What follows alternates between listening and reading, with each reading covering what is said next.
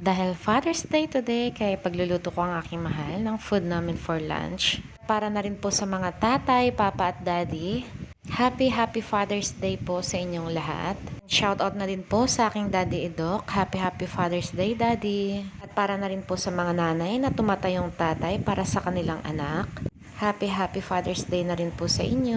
Ayan, sinimulan na nga po pala natin ang pag-isa dyan ng ating sibuyas bawang at ng pork giniling. At pagkatapos naman po natin igisa yan, ay maglalagay nga po pala tayo dyan ng ating mga pampalasa tulad ng black pepper at ng pork nor cubes. At wala na nga po pala ako ibang nilagay dyan na patis or ng asin. Dahil nga po yung isang buo ng pork cubes ay sapat na. Pero depende pa rin po yun sa inyong panlasa kung magdadagdag po kayo o hindi. At yung next na ginawa natin ay naglagay nga po pala tayo ng hot water para mas mapalambot pa po natin ang ating pork giniling. At yung next naman ay tatakpan lang po muna natin yan at antayin hanggang sa maluto. At yung susunod naman po na ilalagay natin dyan ay ang ating miswa. At yung next naman na ilalagay natin dyan ay ang ating patola. Nabili nga po pala natin yan sa bayan ng Rosario. Nakahiwa at balat na nga po pala nang binili natin yan.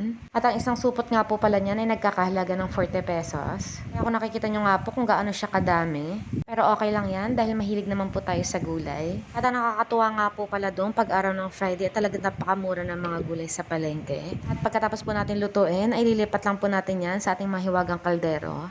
Gagamitin naman po natin yung kawali na yan sa next na lulutuin natin.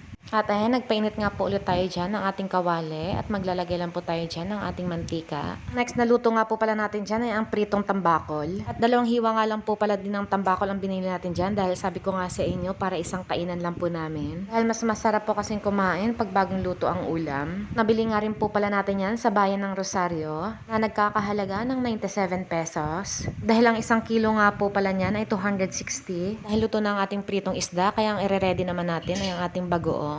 Po palang bagong isda natin na nabili pa po natin yan sa Pangasinan. At pipigaan naman po natin yan ng 2 kalamansi. At syempre maglalagay din po tayo dyan ng ating chili sauce. At bago tayo kumain, ay ready na rin po natin dyan ang ating soda. Kaya naman tara, samahan niyo po kami para kumain. Maraming salamat po Lord sa araw-araw na pagkain. Kaya hanggang dito na lang po ang vlog natin for today's video at maraming salamat sa panonood. Again, happy Father's Day and God bless you all. Bye-bye!